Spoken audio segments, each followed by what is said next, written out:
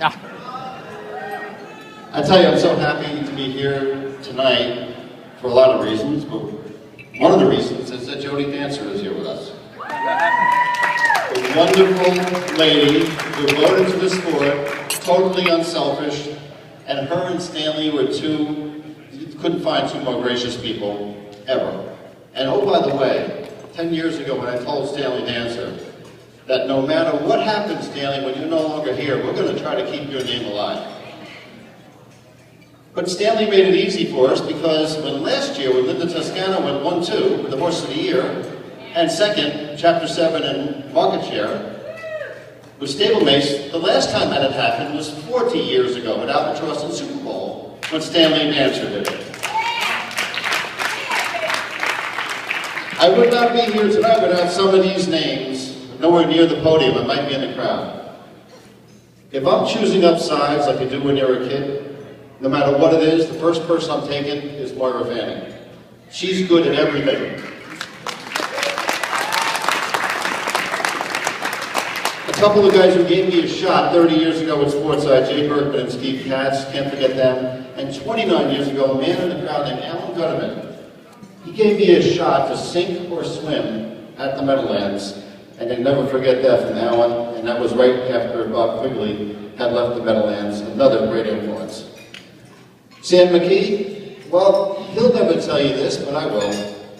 I've been at the Meadowlands since day one. I've seen pretty much everything there. I've never seen anyone who does more things well and more often than Sam McKee.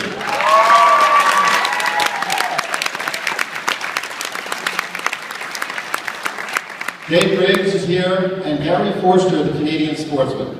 A couple of gentlemen who fully realize that if life is indeed a pickup basketball game, they realize right away that I am a ball hog. Murray Brown, Jim Simpson, Pete Spears, and Russell Williams from Hanabushi Farms. This is what I call, referred to as harness racing royalty. And of course, there are other names along the way. I'll leave some out, but I can't not mention Jimmy Tactor, Marvin Katz, Mal, Janet Burrows, people like this that help shape you into what you become. Now, I became as a teenager, I used to go visit the Hall of Fame. And I figured that, hey, just being under the same roof now, with names like John Campbell, LaChance, Dan Bergstein, Del Miller, Stanley Dancer, Billy Houghton, doesn't get any better than that. So I want to thank the writers and everyone here tonight for opening the doors and allowing me to yet another visit to the Hall of Fame, this time on a personal basis. And before I leave, let me finish with one note that happened to me yesterday, and it involves two prominent owners in this business. I'm over in the South Tower, had my lunch, put the tray outside the door, and locked myself out of my room. So now I gotta go from the South Tower, I have 1.5 socks on, and a shirt that's got more than one grape juice stain. I make my way down, I turn the corner, and I'm third online to the guy to help me out, but the second guy in line is Frank Antonacci. So I'm going to put shape here, because in case the guy doesn't believe I'm locked out of my room, I got Frank Antonacci. Then I'm second online, and in walks Adam Victor Jr. Oh, this is great, this is perfect. The gods are shining down on me. I've got two prominent owners standing there. I get to the front of the line, I tell the guy I left my key in the room and locked myself out. He stares at me for 5 or 10 seconds, doesn't say anything. So I figure I gotta go to my two aces in the hole. I point to Antonacci and Adam Victor to back me up, and they're both standing there like this. I don't know this guy, I never met this guy before. I don't know what he's talking about. Welcome to Florida, Bob. Anyway, thank you everybody. Very happy to be in the Hall of Fame. Thank you very much.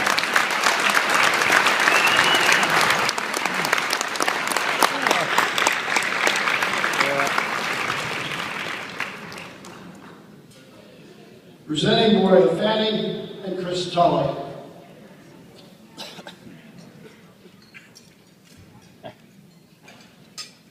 At the age of 4, he taped numbers on toy horses and called harness races in his family's living room in Michigan.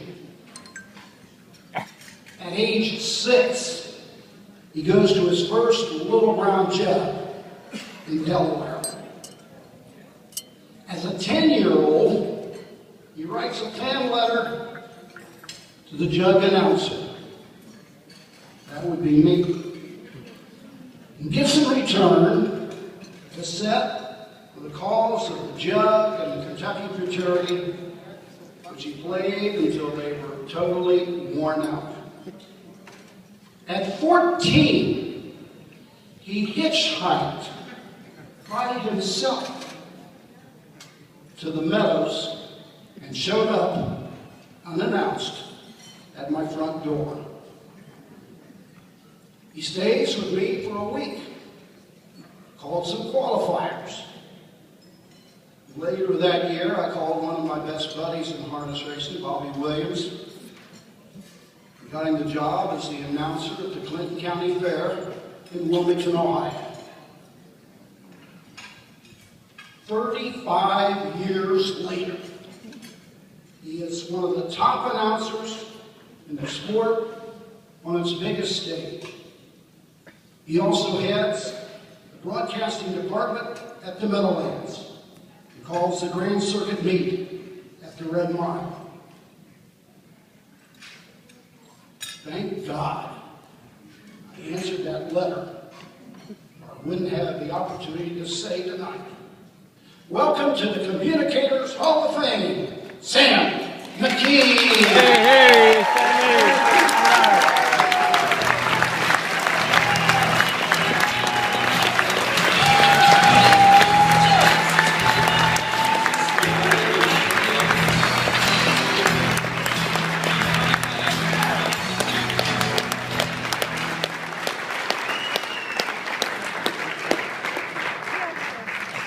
Boy, a captive audience, a guy who likes to talk in a microphone. You might want to settle in and get ready.